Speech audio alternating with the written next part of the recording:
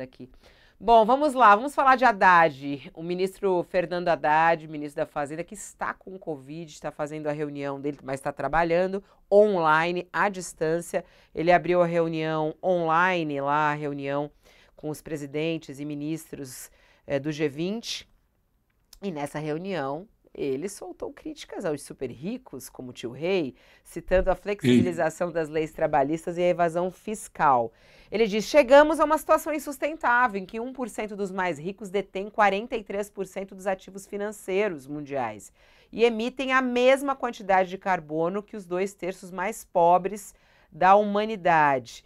E aí ele falou também ali aos ministros reconhecendo os avanços obtidos na última década, precisamos admitir que ainda precisamos fazer com que os bilionários do mundo paguem sua justa contribuição em impostos.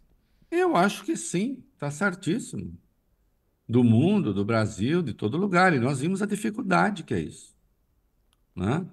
Aliás, antes que entre nesse detalhe, mas a fala do Haddad foi muito, a leitura que ele faz da realidade é muito boa, porque ele está dizendo, olha, a globalização tirou milhões de pessoas da miséria na Ásia, China, Índia, né?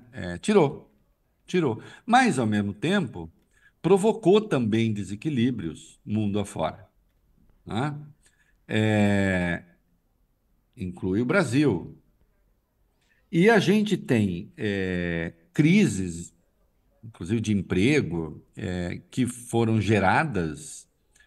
Ele não tocou nesse assunto, eu acho que eu não vi tudo, mas, por exemplo, a extrema-direita americana e a extrema-direita europeia, elas são anti-globalização, porque elas acham que o mercado de trabalho local foi desorganizado, que a cultura local está sendo agredida.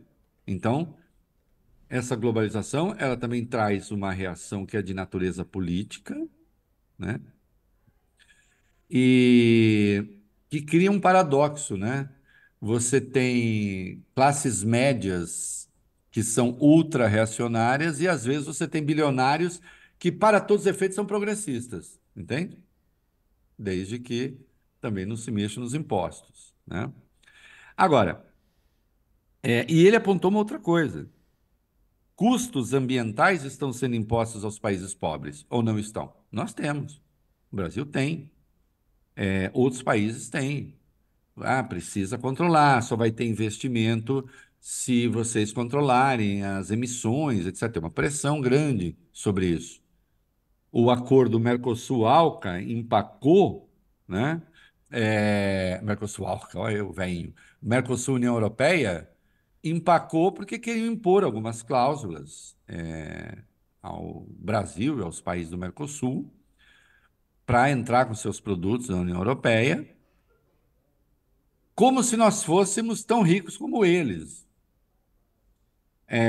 As exigências eram diferentes, lá maiores e aqui menores, justamente porque é uma desigualdade básica. Então, uma diferença de exigências durante um tempo era uma forma de equalização de diferenças estruturais, né? O Macron disse não aceito.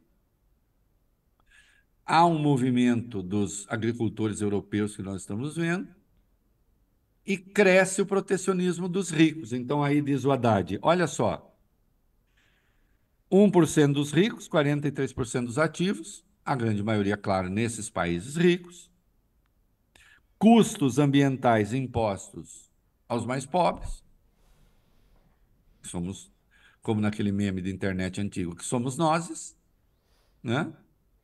E eles com leis mais protecionistas, e que são protecionistas, né? Inclusive com um grau de intervenção do Estado na economia que deixa os liberaloides brasileiros aqui, deixaria arrepiados, né? Esses que não suportam nem ouvir falar em BNDES, né? Nem especialmente o lado virtuoso, se esquece do que está acontecendo nos Estados Unidos, que está acontecendo na Europa. a intervenção brutal do Estado na economia, socorrendo a economia, né? Então, esse desequilíbrio existe mesmo, e é bom que a Haddad fale, não é fácil de equacionar, né? Mas, de qualquer modo, o Brasil está dialogando, né? E quanto a bilionário não gostar de pagar imposto, não gosta mesmo. Ninguém gosta de pagar imposto. O problema é que o meu porteiro não tem como correr, entende? Agora, nós, os super ricos, Fabiola, aí a gente tem mecanismos, né? Então, a gente viu uma arrecadação recorde em janeiro, recorde histórico em janeiro, e uma parte importante disso foi a taxação dos super ricos. Olha, não é que funciona? Não é que rico pagar imposto funciona? Né? E ainda assim nós temos renúncias fiscais brutais, desonerações absurdas, né?